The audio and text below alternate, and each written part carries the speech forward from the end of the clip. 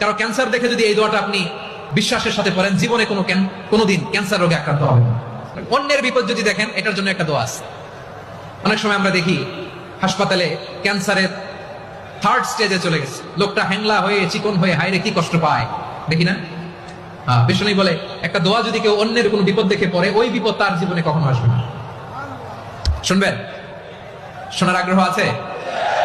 অনেক সময় হয় যে আমরা মহাসড়ক দিয়ে যখন চড়ি, দুর্ঘটনায়, আইরে আল্লাহ, দুর্ঘটনায় মানুষের মাথা একদিকে, দেহ আরেকদিকে, ব্লিডিং, এরকম হয় না? আল্লাহ তুমি হেফাজত করো। বিশ্বনবী বলেন এই দুর্ঘটনা দেখে কেউ যদি এই দোয়াটা পড়ে, তার জীবনে সে কোনোদিন এরকম অ্যাক্সিডেন্টের সম্মুখীন হবে না। শুনবেন? বিশ্বনবী বলেন অন্যের বিপদ দেখে কেউ যদি পড়ে, আলহামদুলিল্লাহিল্লাযী আফানি মিম্মা বাতালাকা বিহি ওয়া ফাদ্দালানি আলা কাসীরিন মিম্মান খালাকা তাফদীলা, মানে প্রশংসা সেই আল্লাহর, যে আল্লাহ তাআলা তোমাকে যেই জিনিস দিয়ে পরীক্ষা করেছে, আমাকে ওইটা থেকে বাঁচিয়ে দিয়েছে।